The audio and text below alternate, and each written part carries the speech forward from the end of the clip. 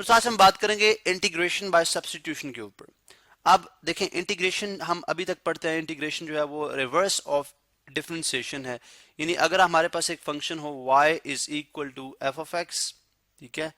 अब अगर आप इसका फर्स्ट डेरिवेटिव ले लें dy बाय dx, ठीक है, तो वो किसके इक्वल आ जाएगा, वो f प्राइम ऑफ x के इक्वल आ जाएगा, ठीक है, f प्राइम ऑफ x के इक्वल आ जाएगा।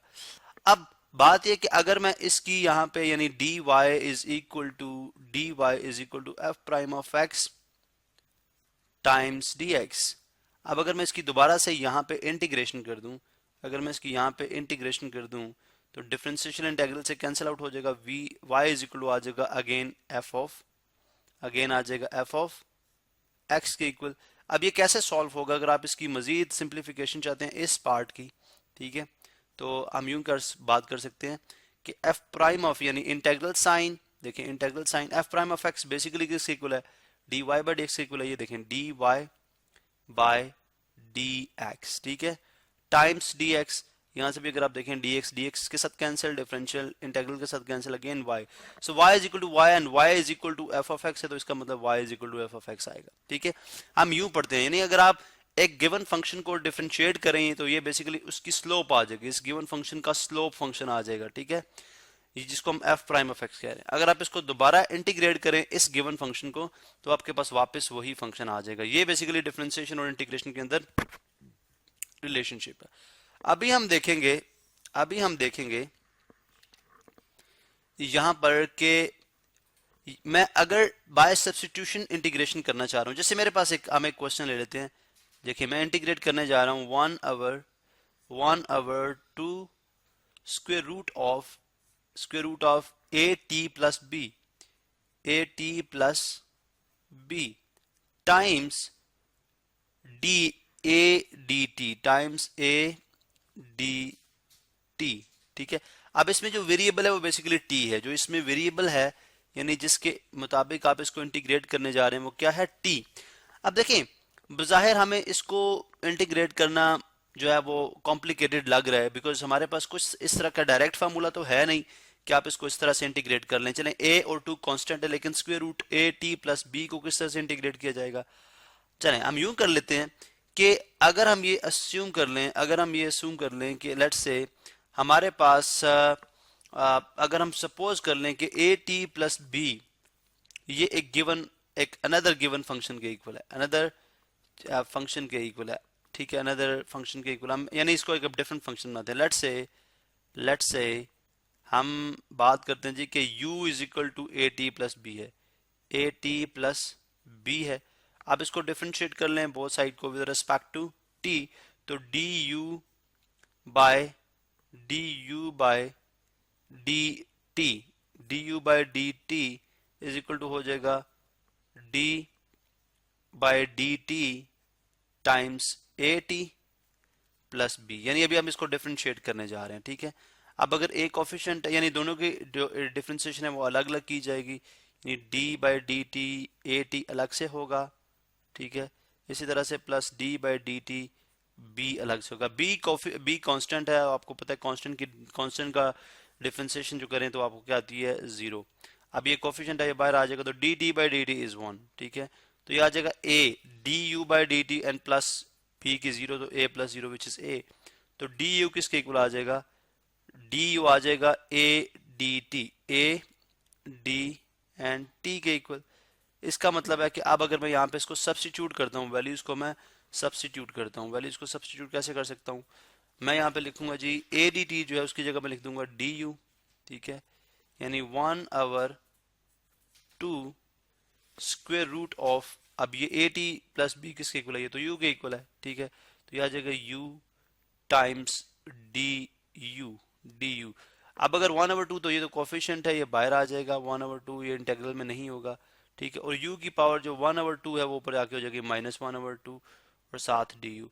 अब आपने ये रूल पढ़ रखा है, इस पर हमने काफी बात भी की है कि अगर आपके पास एक गिवन फंक्शन हो, ठीक है, यानी ये पावर फार्मूला इस पे एप्लीकेबल है, क्योंकि पावर फार्मूला के अंदर हम क्या बात करते हैं, अगर x raise to power n है, ठीक है, और साथ क्या है dx है, तो हम यूं बात करते हैं कि अगर गिवन फंक्शन के अंदर यानी अगर गिवन फंक्शन है वो और साथ dx के साथ उसका डेरिवेटिव मौजूद हो गिवन फंक्शन का f प्राइम x का डेरिवेटिव। लेकिन याद रहे कि ये पावर फंक्शन है, ठीक है, ये पावर फंक्शन है, ठीक है, टाइम्स dx। तो आप इसके ऊपर पावर फॉर्मूला अप्लाई कर सकते हैं। अब x का डेरिवेटिव क्या होता है, dx बाई dx कितना होगा 1 with respect to dx, with respect to x का डेरिवेटिव क्या होगा 1। इसका मतलब है u का derivative with respect to u क्या होगा 1। तो इसका मतलब है साथ में अगर 1 लिख दूं तो मैं यूं बात कर रहा हूं कि ये गिवन फंक्शन है और साथ उसका डेरिवेटिव भी मौजूद है, यानी ये given f of x which is u, ये गिवन फंक्शन है, और 1 जो कि f प्राइम ऑफ x है जो कि उस फंक्शन का डेरिवेटिव है। तो इसके ऊपर मैं पावर फार्मूला अप्लाई कर सकता हूँ। मैं लिखूंगा जी 1/2। पावर फार्मूला है क्या, पावर फार्मूला तो ये है u प्लस -1/2 यानी n+1, और फिर अगेन n+1 यानी n+1 और n+1 plus some constant c, ठीक है। अब इसको यहाँ पे हम बेशक ब्रैकेट में डाल सकते हैं या हम कांस्टेंट n पे भी डाल सकते हैं, कांस्टेंट इज कांस्टेंट, ठीक है। या अगर आपने 1/2 बाहर निकाला तो आप इसको इस तरह से भी कर सकते हैं। तो हम यूं करेंगे जी 1/2 u बन जाएगा half, 1 minus half is plus half u/2 and 1 minus half is 1/2, ठीक है। तो 1/2 से कैंसिल आउट हो जाएगा, ठीक है, और बल्कि पहले प्लस सी लिख लें आप, ठीक है।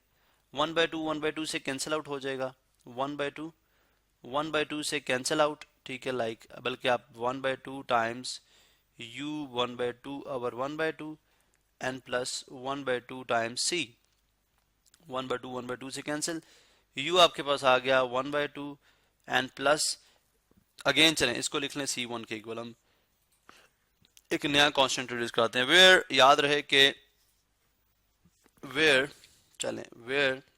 c1 is equal to half times c। अच्छा, अब यहां तक हम पहुंच गए। अब u की वैल्यू यहाँ पे सब्स्टिट्यूट करनी है आपने। u किसके इक्वल आपने सपोज किया था एट द स्टार्ट, हमने u सपोज किया था a t प्लस b के इक्वल। तो इसका मतलब है ये आ जाएगा a t प्लस b, ये आ जाएगा a t प्लस b, और इसकी पावर 1/2 जो आप स्क्वायर रूट लिख लें n plus c1। This is the integration of given function by substitution method. अब देखें ये तो बाय सब्स्टिट्यूशन मेथड है। अगर मैं इसको डायरेक्ट करता तो मैं तब भी कर सकता था, लेकिन ये एक गिवन फंक्शन है जो कि मेरे लिए थोड़ा सा कॉम्प्लिकेटेड हो जाता। चलें मैं डायरेक्ट कैसे कर सकता हूँ, डायरेक्ट मैं इस तरह से कर सकता हूँ, ठीक है। अभी एक सिंपल फंक्शन है जो कि डायरेक्ट शायद हमसे आराम से हो जाएगा, लेकिन जनरली जब फंक्शंस डिफिकल्ट होते हैं तो उस टाइम करना बहुत मुश्किल होता है। A d t divided by 2 square root of a t plus b. अब 1/2 आप पहले ही बाय रख सकते हैं 1/2, और ये आ गया स्क्वायर इंटीग्रल साइन, ठीक है, ए टी प्लस बी जो है इसकी जो स्क्वायर रूट ऊपर जाके क्या हो जाएगा -1/2 टाइम्स ए डी टी। अब अगर आप देखें तो ए डी यानी ए टी प्लस बी का इंटेग्रल, इसका डिफरेंशियल फंक्शन क्या है, इसकी डिफरेंशिएशन होगी ए, इसकी डिफरेंशिएशन होगी ए, तो इसका मतलब है 1/2।